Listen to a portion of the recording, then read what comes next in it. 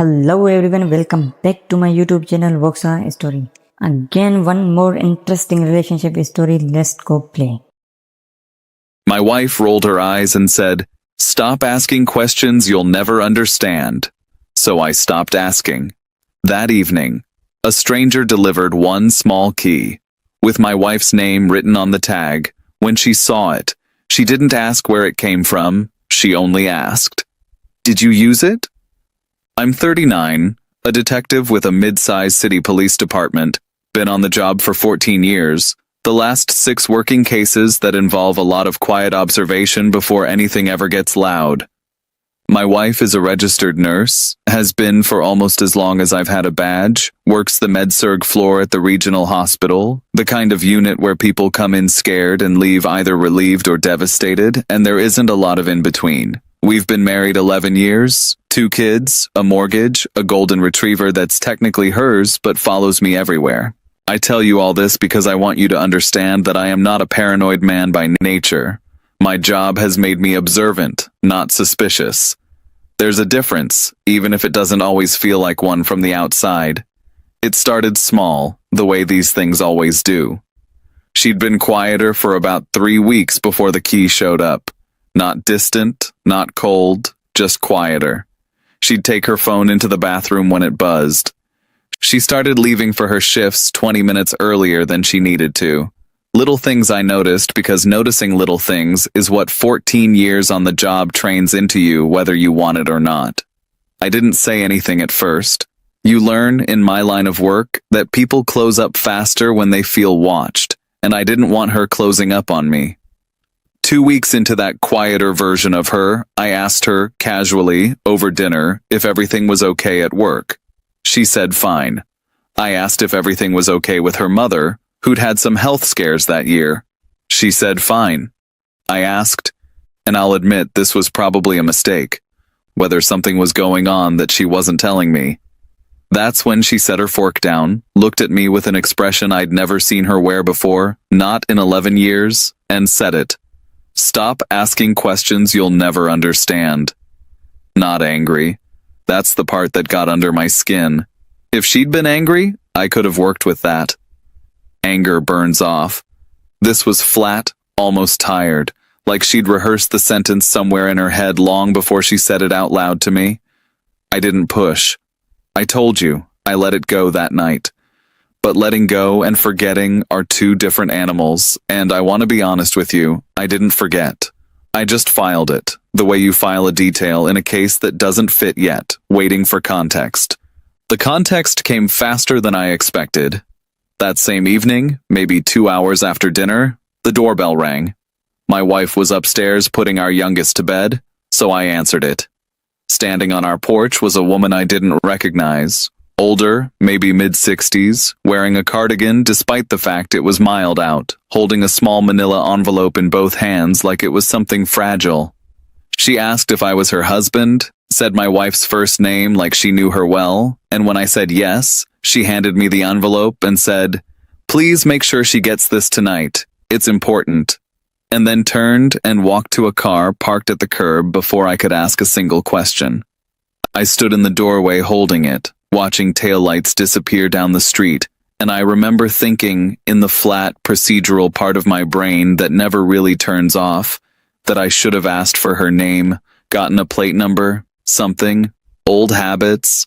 But this wasn't a scene, this was my porch, and the woman who'd just been up there was my wife.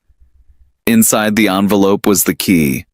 Small, brass, old-fashioned in the way that suggested a lock that had been around a while. Not something new. The paper tag was one of those manila luggage tags, the kind with a string loop, and on it, in blue ink, in handwriting that wasn't my wife's, was her full name. First, middle, last, nothing else. No note, no explanation, no address. I sat with it at the kitchen table for a long time before she came back down. I turned it over in my hands the way I'd turn over a piece of evidence, looking for scratches, wear patterns, anything that might tell me what had opened. There was nothing.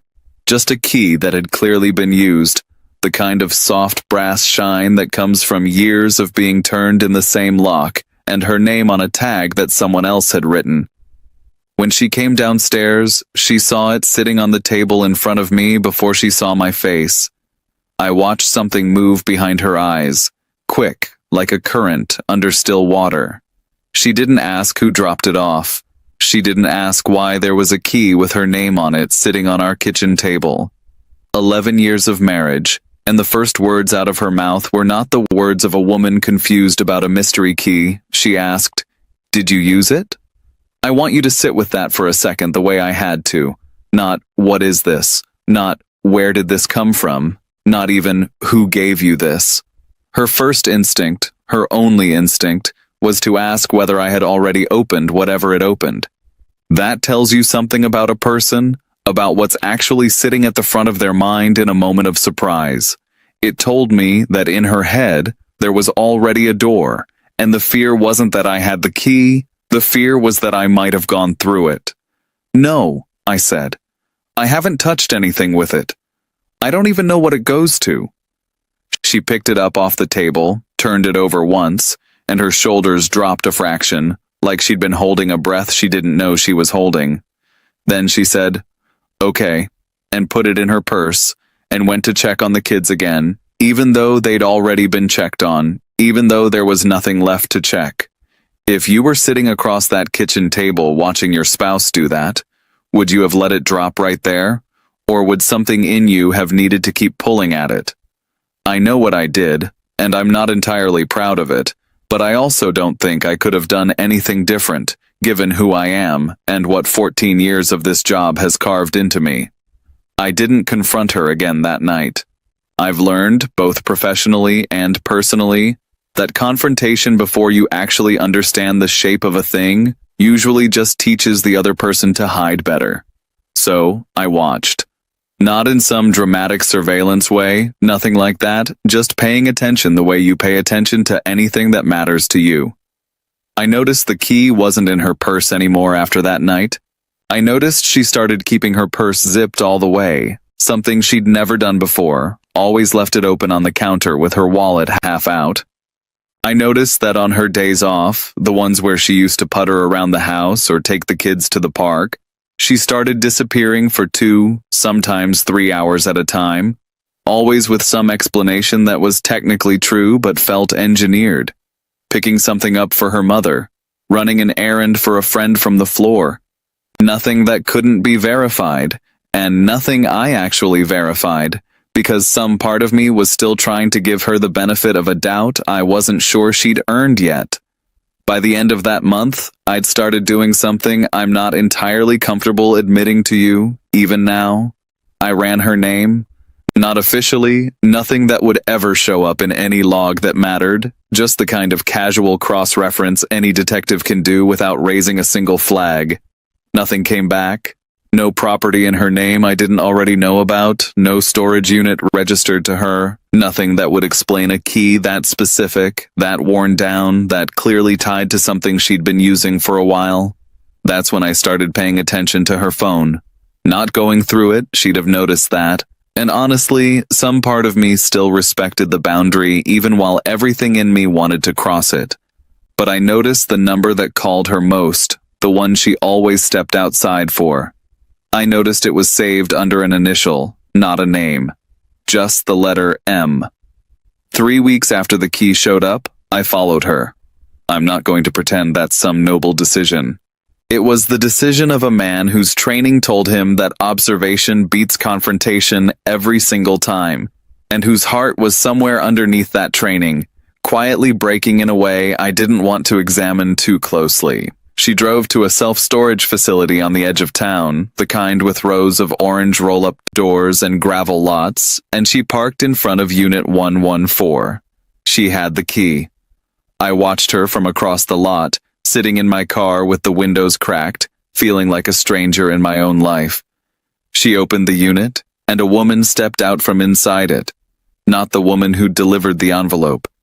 Someone younger, maybe late 20s, thin in a way that looked more like circumstance than choice, and even from that distance I could see the kind of tired that isn't about sleep. I sat there for almost 40 minutes before my wife came back out, hugged the woman at the door of the unit, and drove home. I didn't follow her home. I drove straight to the station instead, because something about what I'd just watched didn't sit like an affair, it sat like something else. Something my job had trained me to recognize even from a distance, in the posture of the woman standing in that doorway, in the way she kept glancing past my wife toward the gravel lot like she was checking for someone who might be watching. That night, I finally asked her directly, not with anger, because by then the anger had already burned down into something closer to dread, the specific kind of dread that comes from suspecting you're about to learn something you can't unlearn. "I saw you at the storage unit," I said. "I saw the woman." She didn't deny it.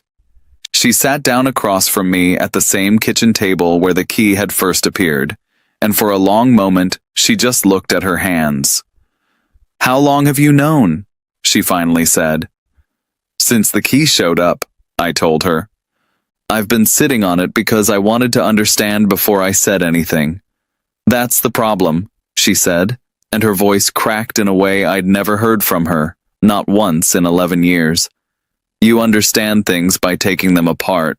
I needed you to just trust that some things I can't take apart for you, not because I don't want to, but because it isn't only my secret to keep." If you were standing in that room hearing that, would you have pressed for the rest of it right then, or would you have let her get there on her own time? I chose to wait, and I think that choice mattered more than anything else I did in this whole story. It took another hour, and a lot of silence, before she finally told me the truth. The woman at the storage unit was a co-worker from the hospital, someone she'd known for years, someone who had been trying, quietly and carefully, to leave a relationship that had turned dangerous.